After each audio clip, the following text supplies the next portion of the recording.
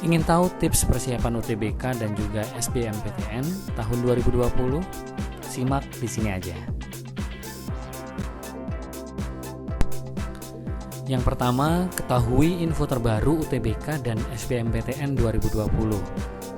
Syaratnya adalah pastikan kamu memiliki akun di LTPMT.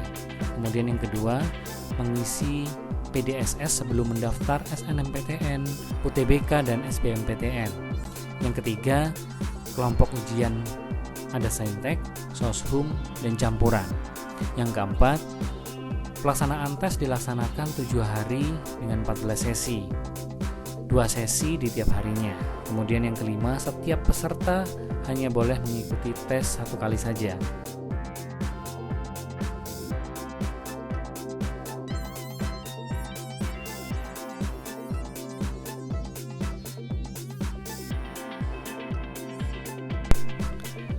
Kedua, tentukan prodi pilihan pertama dan pilihan kedua dengan tepat.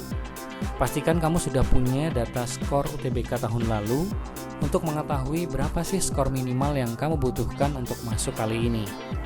Skornya bisa berubah loh dibanding tahun lalu, sehingga kamu coba terapkan standar 1 level lebih tinggi untuk kamu agar lebih mudah nanti mencapainya. Lihat juga analisis sebaran peminatnya. Kalau persentasenya kecil, maka persaingan makin ketat. Dan semakin besar persentasenya, maka semakin besar peluang kita untuk bisa masuk. Sebagai catatan, prodi pertama adalah yang nilainya tinggi dibanding prodi yang kedua ya. Ketiga, pertimbangkan pembobotan nilai. Setiap prodi akan memiliki pembobotan yang berbeda-beda di setiap nilai subtesnya. Nilai total UTBK yang menentukan kelulusan ialah total jumlah subtes yang telah dikalikan bobot sesuai dengan prodi yang dipilih. Kemudian ini disebut sebagai UTBK berbobot.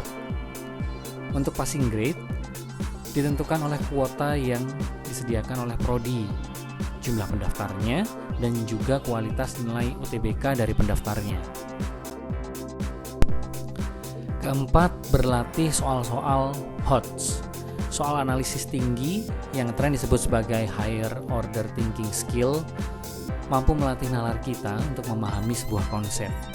Berbeda dengan menghafal, apabila model soalnya berbeda namun esensinya sama, maka kita dengan mudah memberikan jawaban yang sesuai. Tidak perlu langsung menerapkan standar tinggi dengan mengerjakan soal sulit terlebih dahulu.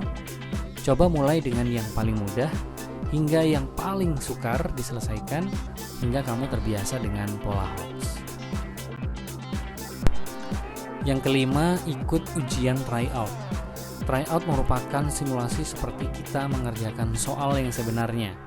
Semakin banyak tryout yang diikuti, maka semakin paham kita dengan beragam bentuk soal berikut polanya. Tryout sendiri berguna untuk menyiapkan mental seolah ujian nyata, kemudian membiasakan diri dengan durasi penyelesaian soalnya, melatih konsentrasi kita, dan membiasakan diri dengan beragam model soal hingga bisa menjadi bahan evaluasi dari hasil capaian kita. Agar lebih optimal, kamu bisa lihat tips belajar ala Maudy Ayunda ataupun Iqbal Ramadan yang sudah di-share oleh Rubicon. Semoga kamu lebih siap dan mendapat hasil yang kamu harapkan. Salam Rubicon, salam BK mengudara, terima kasih.